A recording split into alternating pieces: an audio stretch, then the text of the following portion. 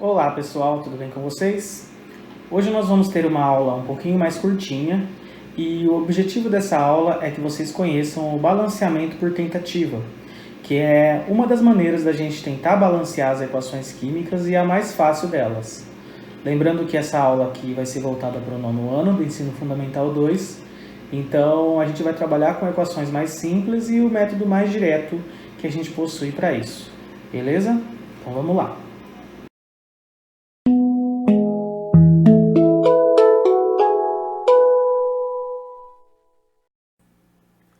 Bom, pessoal, a gente está tratando das reações químicas, então, né, se você deu uma olhadinha no nosso material, você vai entender um pouquinho já do que a gente está falando aqui, né? Mas caso você não tenha visto, basicamente quando a gente tem uma reação química, nós temos os reagentes, que são os componentes que vão reagir, e os produtos, que é o que vai ser formado, tudo bem? Então a gente fala que existem duas etapas ali na equação, né? Os reagentes e os produtos. O Antoine Lavoisier, que foi um químico e estudioso das reações, postulou uma das leis mais importantes que a gente possui na química e na física, tá? E essa lei diz o seguinte: quando uma reação química ocorre em um sistema fechado, a massa dos reagentes é sempre igual à massa dos produtos formados, tá bom? Essa lei aqui tem várias interpretações, uma delas talvez você já tenha ouvido falar, né? Que é que na natureza nada se cria, nada se perde, tudo se transforma. Na verdade, o enunciado da lei é esse aqui, tá bom? Mas basicamente o que ela diz aqui, tá? Vamos dar uma olhadinha aqui sobre o que ela diz para entender um pouquinho melhor na prática. Eu tenho aqui uma reação, tá bom? Do gás hidrogênio com o gás oxigênio formando água, tá bom? Basicamente aqui então, antes dessa seta eu tenho os reagentes e depois dessa seta eu tenho os produtos, na verdade um produto só, tá? Se você lembrar aqui, eu tenho então ó, 2 átomos de hidrogênio formando essa molécula aqui e 2 átomos de oxigênio formando essa molécula aqui. E no final eu tenho uma molécula de água, tá bom? É uma reação aqui que ocorre com a formação da água líquida. Só que, se você reparar, eu tenho aqui 2 átomos de hidrogênio mais 2 átomos de oxigênio e no final eu tenho 2 de hidrogênio e 1 de oxigênio. Isso pode acontecer de acordo com a lei da conservação de massas que a gente acabou de ver? Não pode. Para onde foi o outro oxigênio aqui? Aí você pode falar, professor, o oxigênio virou gás e foi embora? Não.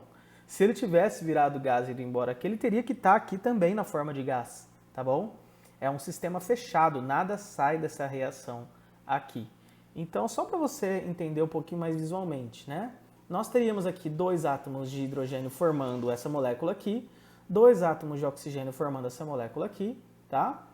E no caso eu tenho uma molécula aqui com 3 átomos, ou seja, está faltando um átomo aqui de oxigênio. Por que que isso acontece? Porque a equação não está balanceada, tá bom? Na equação balanceada aqui, ó, olha o que eu vou ter, tá? Eu teria aqui os coeficientes me dizendo quantas moléculas, aqui no caso, são formadas nessa equação química aqui. Tudo bem? Esse número aqui que eu coloquei em vermelho, tá? Ele diz o que para mim? Que na verdade eu tenho 2 moléculas aqui de hidrogênio, tá? Uma molécula de oxigênio, eu não preciso colocar o número 1 aqui, mas se você quiser você pode colocar, tá bom? E aqui eu teria a formação de 2 moléculas de água. E aí eu balanceei a minha equação. Visualmente vamos ver o que acontece? Vamos lá. Eu teria então aqui, ó, no total, né, 4 átomos de hidrogênio ao todo, né, em 2 moléculas de H2, tá bom? E aqui eu tenho uma molécula de oxigênio e eles reagem formando o quê? 2 moléculas de água. Se você contar aqui comigo, ó, agora tá tudo certinho.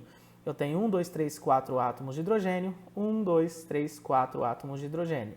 Aqui eu tenho 1, 2 átomos, né, de oxigênio e aqui eu tenho 1, 2 átomos de oxigênio. Ou seja, eu balanceei essa equação aqui. Agora ela está respeitando a lei ali da conservação de massas. Continuando aqui na mesma reação, pessoal, a gente vai observar uma outra coisa aqui interessante, né? Como a lei chama conservação das massas, as massas também se conservam, tá?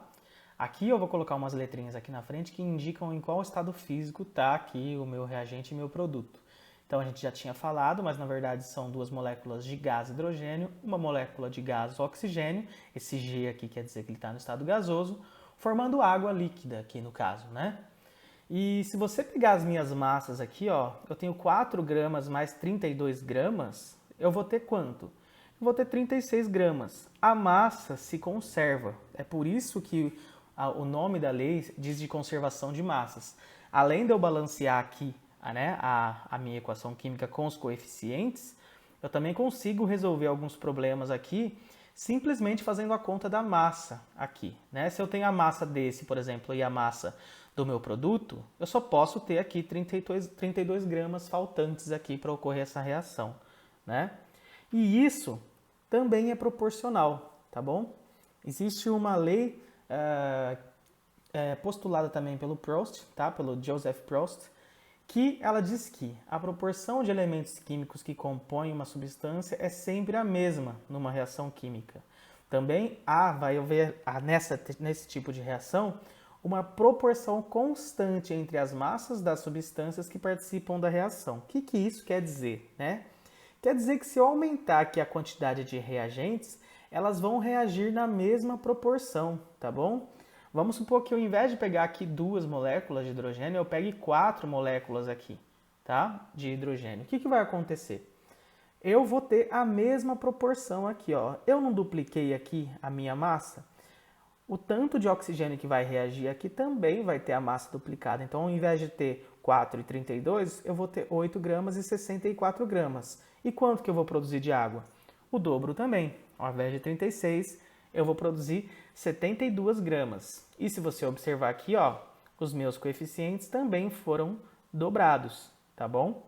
Na hora de eu balancear, claro, né, na hora que eu coloco o coeficiente, eu sempre costumo colocar o menor valor possível, tá bom?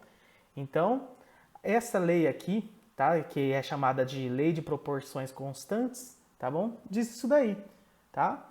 A proporção dos elementos aqui vai ser sempre a mesma quando eu aumento o reagente ou eu quero aumentar os produtos, tá bom? Isso é muito simples, né? Para quem faz um bolo, por exemplo, ou uma receita, você sabe, se você quiser obter lá mais produto, claro, você vai pegar os seus reagentes, os seus ingredientes e vai aumentar na mesma quantidade para obter mais receita, né? O pessoal fala. Entendeu isso? Então, belezinha, vamos para a próxima. E quando eu tenho, então, uma reação e eu tenho que balancear, o que eu faço, então? Tá? A gente vai ensinar algumas etapas aqui do balanceamento por tentativa. São 4 etapas, até simples e rápidas de se fazer, tá bom? Eu recomendo aqui que vocês tentem fazer reações que estão no material, busquem outras reações para balancear também, porque você aprende muito mais fazendo do que na teoria, tá bom? Mas vamos ensinar aqui os passos para você fazer o balanceamento. O primeiro passo, pessoal, quando você observa uma reação, é que você vai escolher ali um elemento para começar a colocar um número, certo? Então, por onde eu começo a colocar esse número? Basicamente, você vai colocar o número, ou vai tentar colocar o número, por isso que chama balanceamento por tentativa, você vai tentando e na tentativa e erro você vai acertar, tá bom? Você vai escolher primeiro o elemento químico que aparece apenas uma vez em cada membro da equação, ou seja, aparece uma vez nos reagentes ou nos produtos. Já já a gente vê isso na prática, tá bom? Segundo passo, dentre esses elementos aí, porque pode ter mais de um que aparece somente uma vez, você vai escolher os elementos observados que apresentam maior índice ou maior atomicidade, ou seja, o que tem mais átomos, tá bom? Escolheu o elemento então, você vai para o terceiro passo. Você pode transformar os índices em coeficientes ou iniciar com o coeficiente 1, né? Na tentativa com 1 e depois, se não der certo, você vai para 2 e tudo mais. E o quarto passo, você vai balanceando os outros elementos. Não entendeu nada? Tá perdido? Vamos fazer na prática que eu tenho certeza que você vai entender. Vamos lá. Aqui eu tenho uma equação, tá bom? Da formação de amônia aqui com nitrogênio e hidrogênio na forma de gás, tá ok? Então vamos ver. Primeiro, pessoal, eu tenho que escolher o quê? O elemento que aparece apenas uma vez de cada lado. Como que eu faço isso? Vamos dar uma olhadinha, ó. Do lado aqui dos reagentes, eu tenho nitrogênio, tá? E tenho hidrogênio, certo? Eles aparecem uma vez só? Sim. Aqui eu só tenho nitrogênio nessa molécula e aqui eu só tenho hidrogênio nessa molécula. Então eu poderia escolher ou um ou outro. E do outro lado? Também tenho nitrogênio aqui e hidrogênio aqui. Eu não tenho nenhuma outra molécula aqui onde aparece. Então, basicamente, eu poderia escolher qualquer um dos três, tá certo? Como eu não escolhi nenhum, eu vou para a segunda regra. Eu vou escolher o elemento que tem a maior atomicidade, que tem o maior índice. Qual de todos aqui tem o maior índice? Esse aqui, ó, o 3. Lembrando que o índice atômico aqui é esse número que indica quantos átomos eu tenho, tá?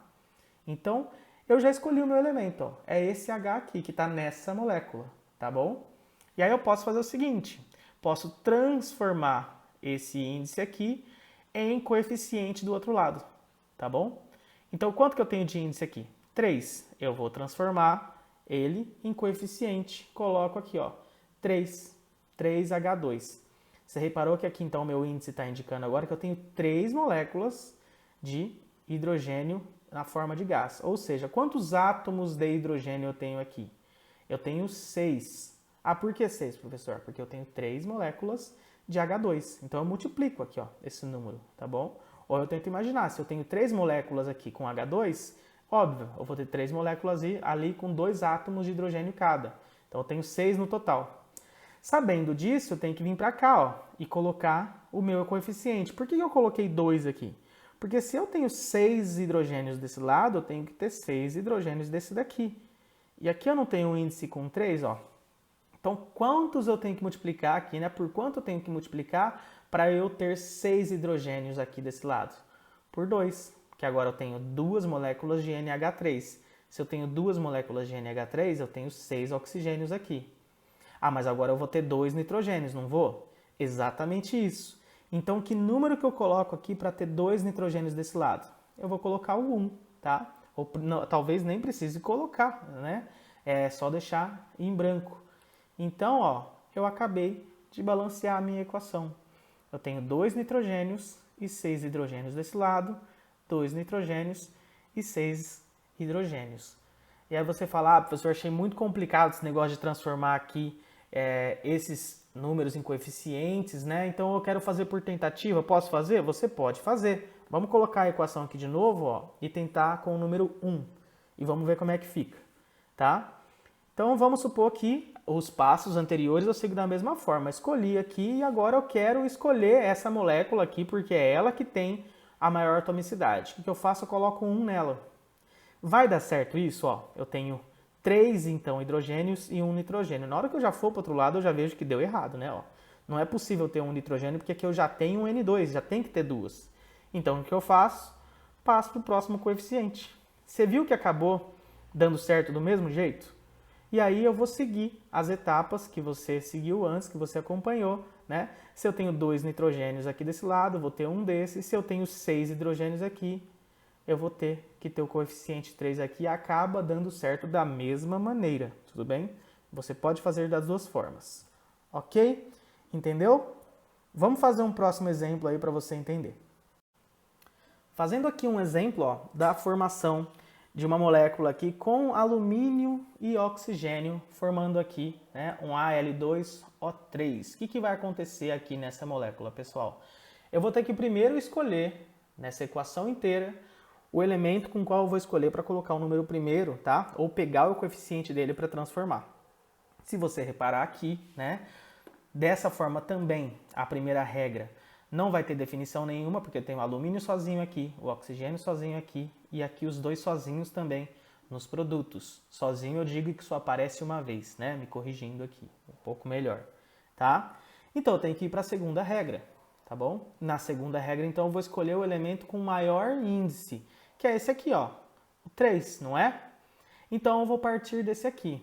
Então, da mesma forma, eu posso pegar o coeficiente dele aqui, eu vou fazer nesse método que eu acho mais simples, mas você pode também colocar o 1 aqui e começar tudo de novo, né? E ir tentando lá 1, 2, 3 e tentando balancear os outros elementos para ver se dá certo, tá bom? Então vamos começar então. Se eu tenho 3 aqui de coeficiente, eu vou jogar o 3 aqui no oxigênio do outro lado, tá? Então olha só, quantos oxigênios aqui eu vou ter dessa vez, né? Se eu tenho 3 moléculas de O2, eu vou ter 6 oxigênios, concorda comigo? Eu tenho que ter, então, quantos oxigênios desse lado aqui? Eu tenho que ter 6 também. Só que aqui, ó, repara que eu já tenho o índice 3. Então, 3 vezes 2, 6. Então, eu coloco aqui, ó, o meu coeficiente 2. Eu já tenho 6 oxigênios, beleza, já balanceei o oxigênio, só falta o alumínio, tá? Quantos alumínios eu vou ter desse lado aqui, então, ó? 2 vezes 2, 4, né? Então, do outro lado, eu vou ter que ter 4 alumínios também. Tudo certo? Tudo certo. Já balancei o oxigênio e o alumínio. Consegui balancear mais uma equação. Beleza? Bora tentar lá os exemplos do nosso material? Então, belezinha. Muito obrigado por assistir. Se você curtiu o nosso vídeo, nossa aula, se inscreva aí para as próximas, ok? Obrigado e valeu!